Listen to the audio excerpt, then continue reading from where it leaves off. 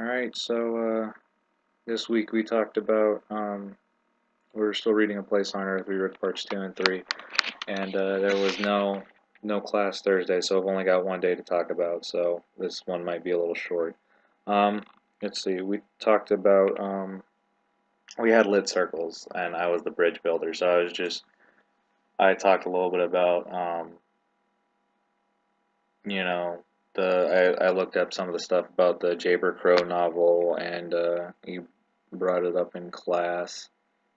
That quote about the small town and coming from a small town, I completely agree with that quote for the most part. I mean, mine's a little bigger than a normal small town, but I still agree with it. It still makes perfect sense to me. Like I'm not from farmer town. I'm from it's a small town in Nevada. It's not Vegas, but it's right by Vegas. It's near Hoover Dam. It's called Culver City.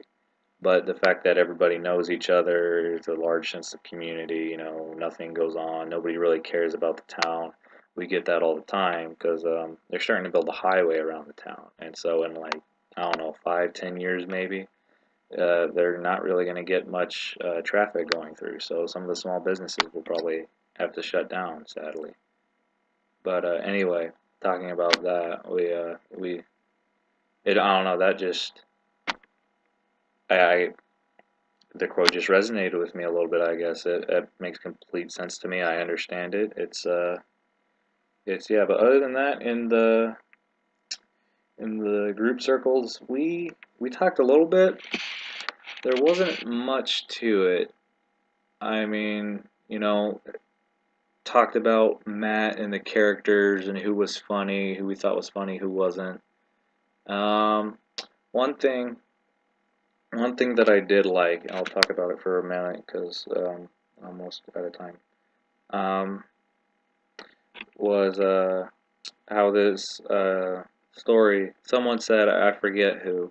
Someone said that they think this story is going to be about grief, and it seems like a setup because we're talking about Matt seems to be going through denial and a little bit of anger and one of the other stages of grief, which I can't remember. It wasn't bargaining, wasn't acceptance. I don't think he's anywhere near acceptance. It was the fifth one that I can't remember, but he was going through those. It seemed like, or someone pointed that out. I didn't read it the first time, but thinking about it, it does make sense.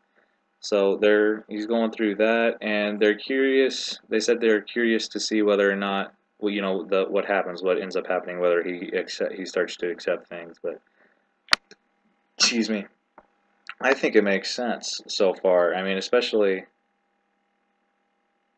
it's just, yeah, I guess Matt was a main focus of our talk too, just because, having soldiers go MIA and stuff like that. We talked a little bit about that too, how most of the time, especially in World War II, being MIA means KIA, they just can't find your remains.